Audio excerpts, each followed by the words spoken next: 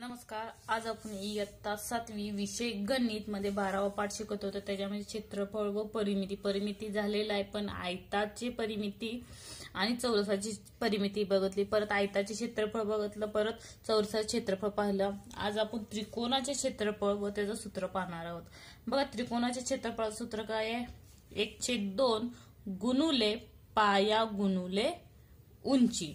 आता बघा, त्रिकोणामध्ये 3 भाग पडतात: काटकोन त्रिकोण, लघुकोन त्रिकोण आणि विशालकोन त्रिकोण. त्या पाया आणि उंची कुठली असते ती पहा.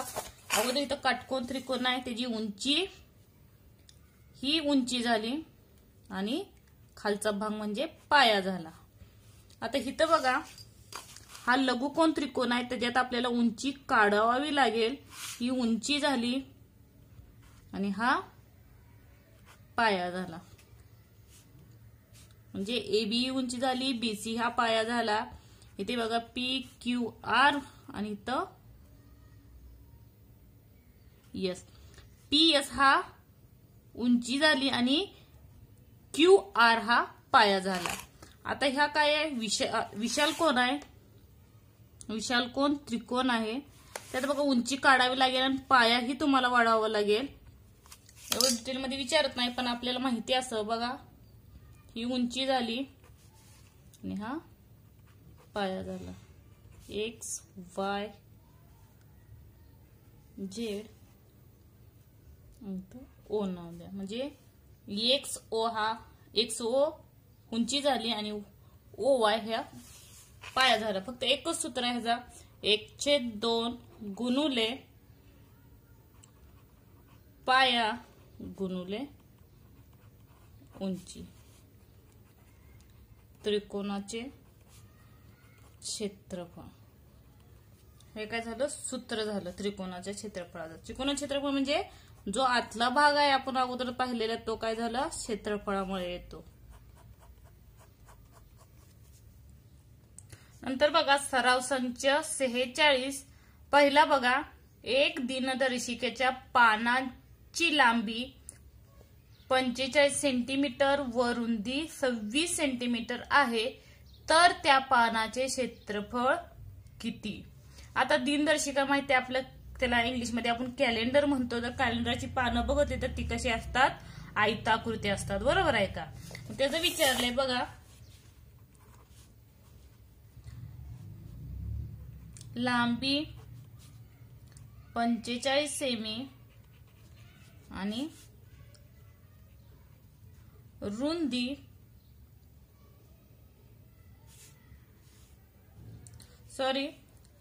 लांबी 45 आणि रुंदी 26 सेंटीमीटर दिलेली आहे.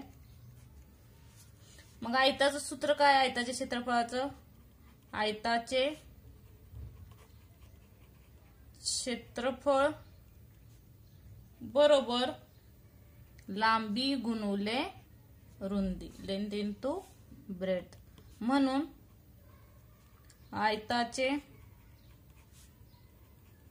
क्षेत्रफळ, लांबी दिलेली आहे 45 सेंटीमीटर गुणुले 26 सेंटीमीटर. म्हणून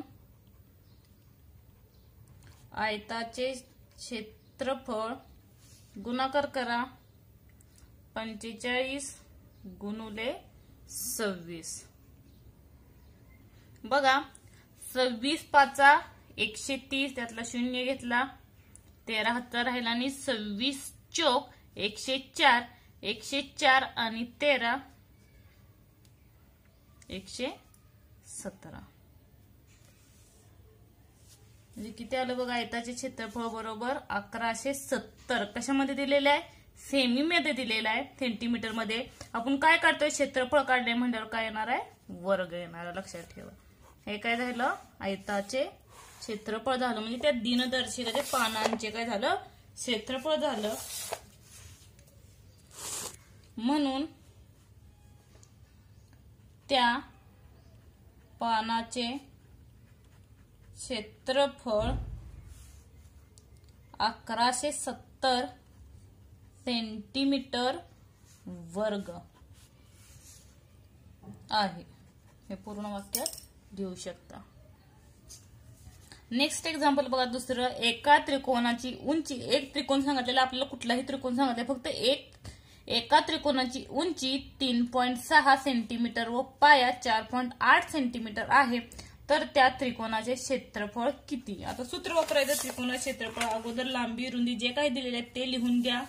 बघा, उंची 3.6 सेमी आणि पाया 4.8 सेमी. त्रिकोणाचे क्षेत्रफळ बरोबर काय येईल? क्वेश्चन मार्क येईल.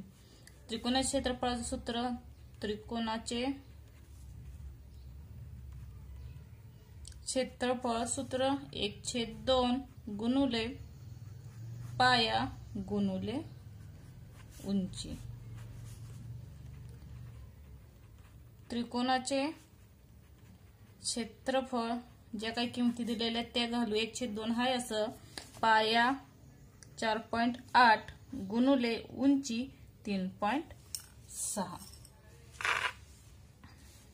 आता बघा इथं भाग जातोय, बे के बे, बे दोन्ही 4 आणि बे चोक 8 आणि जो पॉइंट दिलेला तो हाय असा लिहून घ्या.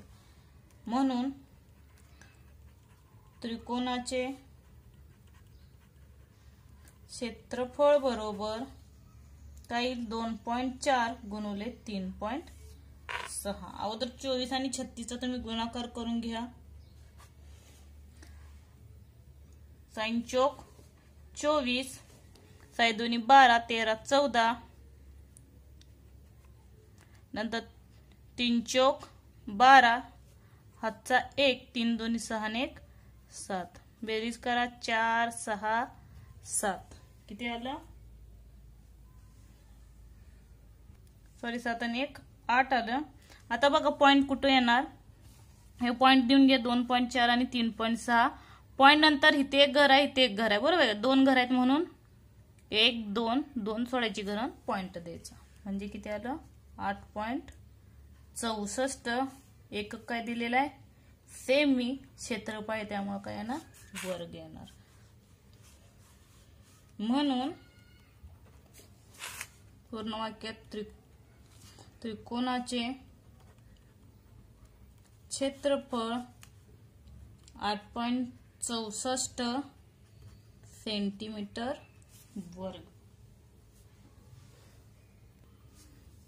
आता बघा थर्ड एक्झाम्पल, तिसरं, एका आयताकृती भूखंडाची लांबी, आयताकृती दिली आपल्याला, बाकी काही नाही. बघा आयताकृती दिली आहे, भूखंड म्हणजे जमीन असेल, त्याची लांबी 75.5 मीटर मध्ये दिलेली आणि रुंदी सुद्धा 30.5 मीटर मध्ये दिलेली आहे. म्हणजे दोन्हीची एक काही समान आहे. आणि या अगोदर काय काढायचं? क्षेत्रफळ काढून घ्यायचं.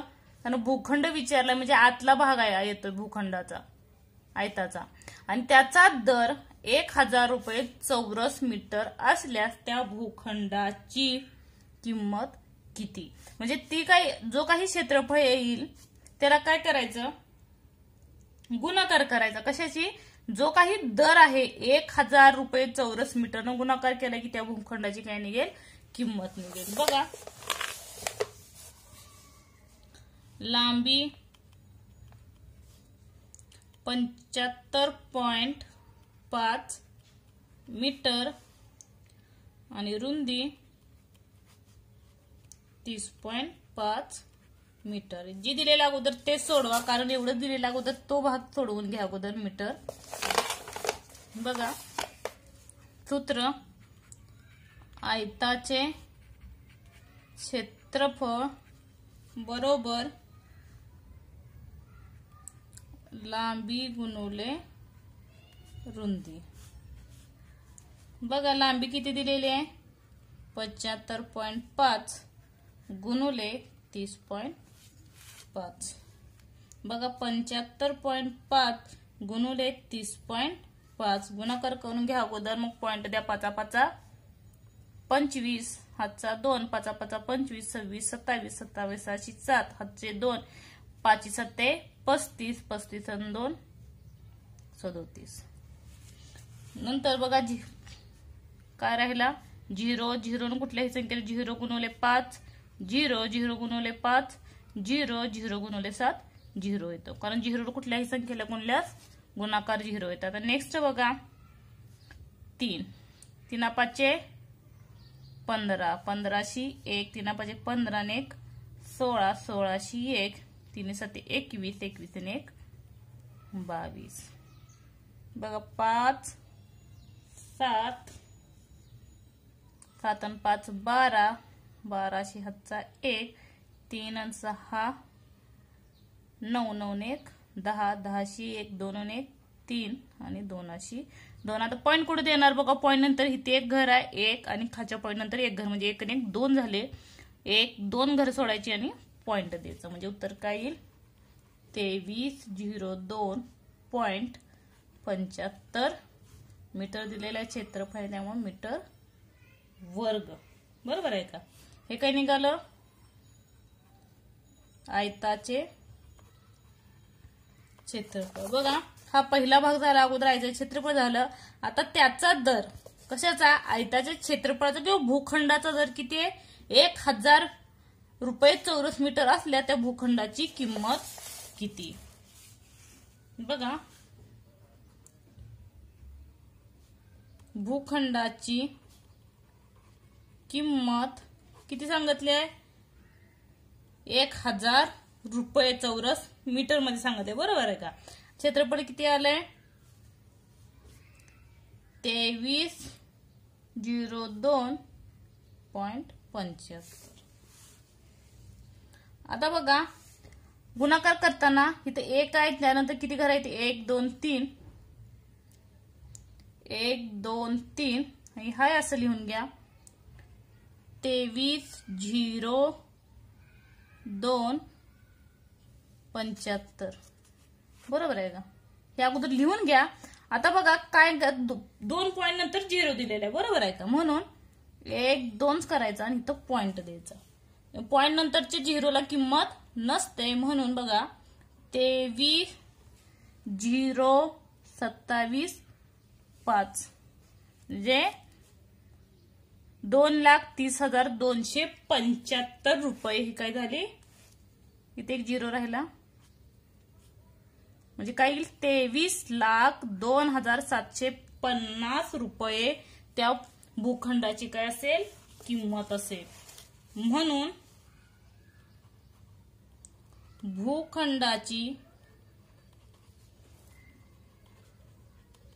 किंमत 23,02,750 रुपये आहे. हे काय झालं, पूर्ण वाक्यात उत्तर झालं. तर नेक्स्ट एक्झाम्पल बघा 4. आयताकृती सभागृहात लांबी 12 मीटर व रुंदी 6 मीटर आहे. आयताकृती सभागृह आहे, सभागृह म्हणजे त्यात काय असणार, ही याची लांबी रुंदी झाली. बरोबर आहे का? म्हणजे क्षेत्रफळ झालं. या खोलीत 30 सेंटीमीटर बाजू असलेल्या चौरसाकृती फरशा बसव, म्हणजे ह्याच्यामध्ये आतमध्ये बघा आतला भाग म्हणजे काय येणार आहे, क्षेत्रफळ येणार आहे. मग इथं काय सांगितलंय, त्या खोलीत 30 सेंटीमीटर बाजू असलेल्या चौरस दिलाय. परत चौरसाचं क्षेत्रफळ काढायचं, तर संपूर्ण सभागृहात किती फरशा लागतील, तर ते जो काही पूर्ण सभागृह आहे या सभागृहामध्ये किती फरशा लागतील हे विचारलं आयताकृतीमध्ये. नंतर या उदाहरणातील चौरसाकृती फरशा 15 सेंटीमीटरच्या घेतल्या, म्हणजे 30च्या जागेला 15 सेंटीमीटरच्या घेतल्या तर किती फरशा लागतील. अगोदर फर्स्ट एक्झाम्पल सोडवू. अगोदर बघा आयताकृती सभागृहाची लांबी व रुंदी 6 मीटर आहे, ते भाग घेऊ सोडू म्हणजे समजेल. बघा 4थं एक्झाम्पल, लांबी 12 मीटर आणि रुंदी 6 मीटर दिलेले. काय करायचं आपल्याला, आयताचे क्षेत्रफळ काढावं लागेल अगोदर, बरोबर किती.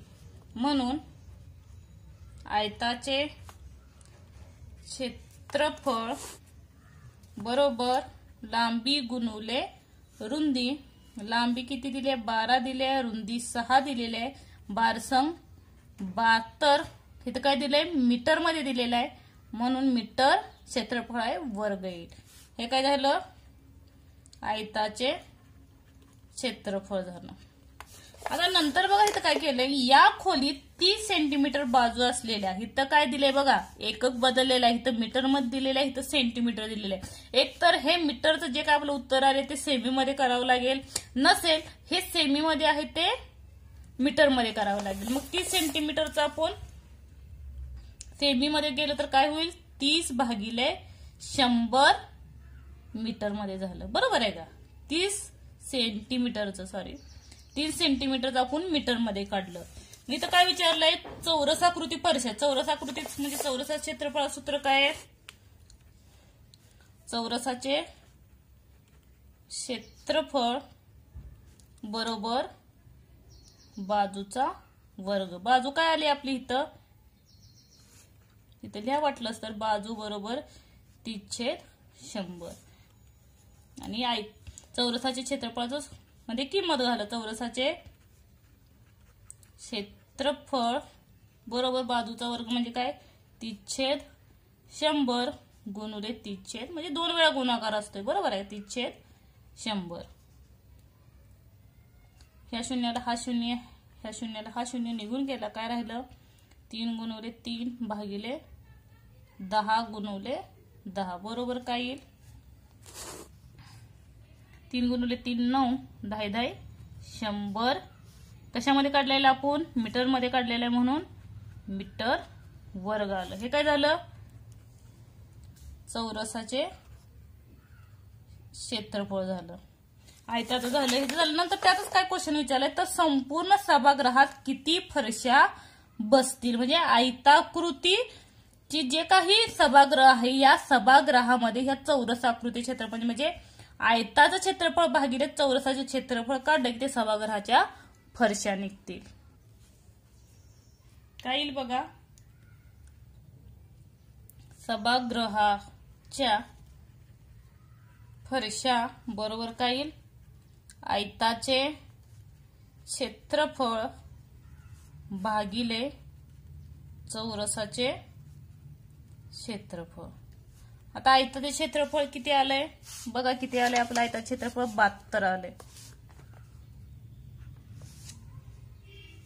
आणि चौरसाचे क्षेत्रफळ किती आलंय बघा, 9/100. 9 भागिले 100 आलं. बरोबर. इथं काय होईल, हा भागाचा जो 100 आहे तो गुणाकारला वरती जाईल. बघा 72 गुणुले 100 भागिले 9. बघा बरोबर काही 9 के 9 9 8 72. 8 गुणुले 100 बरोबर 800. म्हणजे त्या सभागृहात किती फरशा लागतील, संपूर्ण सभागृहात 800 फरशा लागतील. हे कशाचं झालं बघा, ह्या संपूर्ण सभागृहाचा हा पहिला क्वेश्चन कंप्लीट झाला. म्हणजे त्या सभागृहात जे काय आयताकृती होतं त्याच्यामध्ये फरशा किती लागल्या, 800 राहिल्या. आणि याच उदाहरणात म्हणजे उदाहरण तेच घेतलं, म्हणजे आयताकृती घेतलं, फक्त तिथं काय केलं, ज्या फरशा 30 सेंटीमीटरच्या घेतल्या तिथं फक्त काय घेतलं, 15 सेंटीमीटरच्या फरशा घेतल्या त्या. बघा काय येईल, आता इथं पण काय आहे, 15 सेंटीमीटर आहे. मीटर मध्ये केलं तर काय होणार आहे, 15 भागिले 100 मीटर येईल. म्हणून चौरसाचे, कारण चौरस वापरलाय बघा इथं, चौरसाची आकृती फरशा सांगितल्या, चौरसाचे क्षेत्रफळ बरोबर बाजू वर्ग. बरोबर बाजू वर्ग म्हणजे 2 वेळा गुणाकार असतो. 15/100 गुणुले 15/100. बघा इथं भागाकार कसा जातो, 5 त्रिक 15, 5 दोन्ही 10, 5 0 0. इथं पण तीच येईल, 5 त्रिक 15, 5 दोन्ही 10, 5 0 0 म्हणजे 3 गुणुले 3 भागिले 20 गुणुले 20. बरोबर 3 गुणुले 3, 3 त्रिक 9 भागिले 20 गुणुले 20 400. हे कशात आलं, आपण मीटर मध्ये काढलेलं आहे. मीटर मध्ये आलं, क्षेत्रफळ काढतो म्हटल्यावर मीटर वर्ग हे काय झालं, चौरसाचे क्षेत्रफळ झालं. पण त्या आयताकृती सभागृहात किती अजून परशे बसतील ह्या चौरसाकृती क्षेत्रफळात? बघा काय येईल.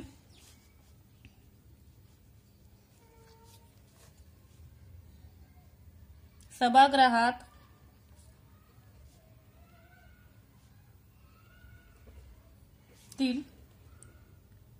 फरशा बरोबर तेच आयताचे क्षेत्रफळ भागिले चौरसाचे क्षेत्रफळ. आयताचे क्षेत्रफळ काढलं होतं आपण 72 आलं तर बरोबर आहे का. 72 भागिले चौरसाचे क्षेत्रफळ आता काढलेलं आहे 9/400. 9/400. मग हे 400 काय जाईल, वरती अंशाला जाईल. बघा 72 गुणुले 400 भागिले 9. 9 के 9, 9 8 72. 8 गुणुले 400 बरोबर 800 800 8 चोक 32. म्हणजे 3200 परशा त्या आयताकृती म्हणजे 15 सेंटीमीटरच्या लागतील बाजू असणाऱ्या.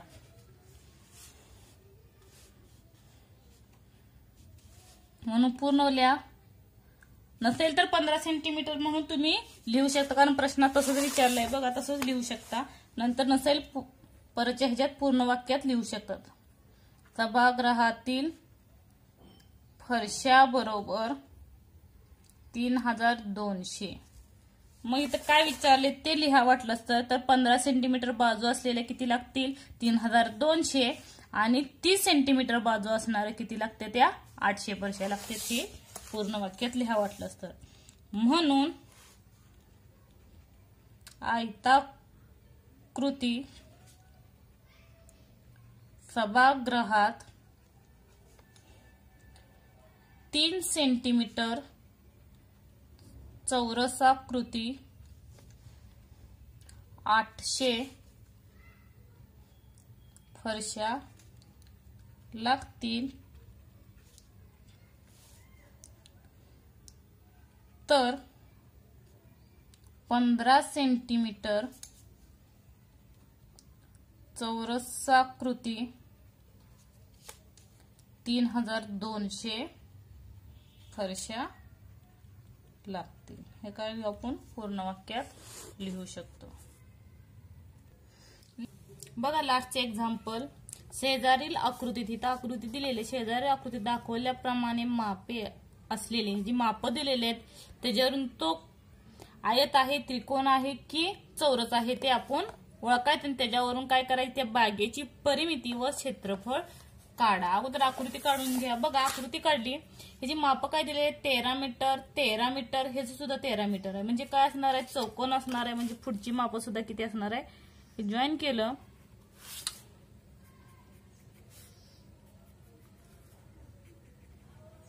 ही सुद्धा 13 मीटर. म्हणजे सर्व माप काय तयार होतं, इथं चौकोन झालेला तयार होतो. त्याच्यावरून आपल्याला काय काढायचं आहे, परिमिती काढायची आहे. आणि आपल्याला चौकोनाची परिमिती व चौकोनाचे क्षेत्रफळ काय ते सूत्र आपण पाहिलेलं आहे. बघा त्याच्यावरून बघा, ह्याच्यात अगोदर बाजू किती दिलेले ते बघा. आयताची परिमितीचं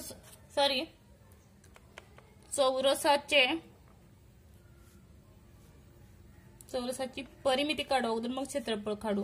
परिमिती बरोबर काय सूत्र, 4 गुणुले बाजू असं सूत्र आहे. बरोबर आहे का.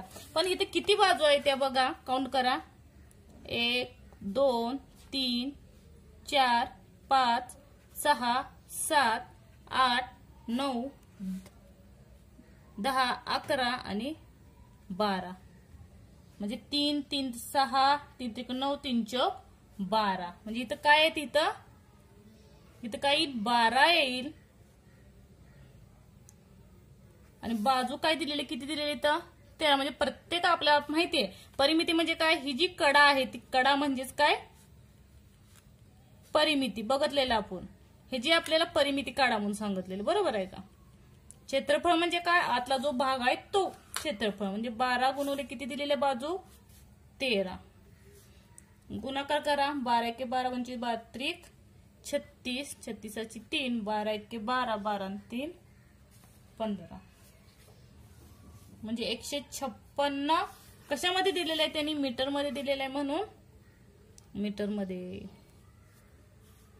मी तर बागेची परिमिती म्हणून बागेची परिमिती बरोबर 156 मीटर आहे.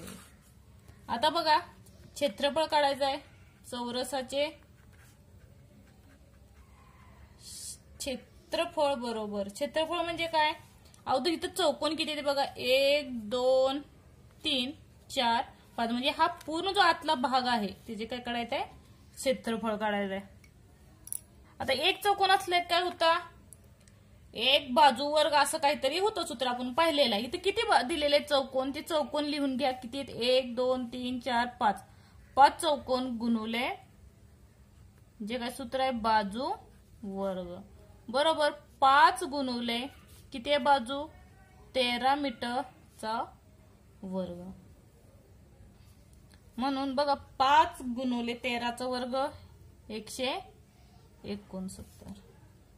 5 9 45 45 4 5 7 30 30 आणि 4 34 अशी 4 आणि 3 हातचा 5 1 3 8.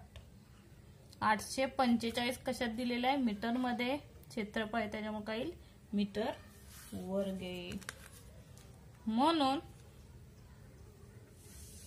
बागेचे क्षेत्रफळ बरोबर 845 मीटर वर्ग.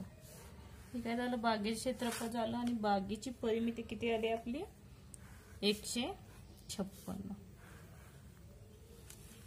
धन्यवाद. व्हिडिओ आवडल्यास लाईक करा, सबस्क्राईब करा आणि एनी टू डाऊट टू कमेंट करायला विसरू नका. धन्यवाद.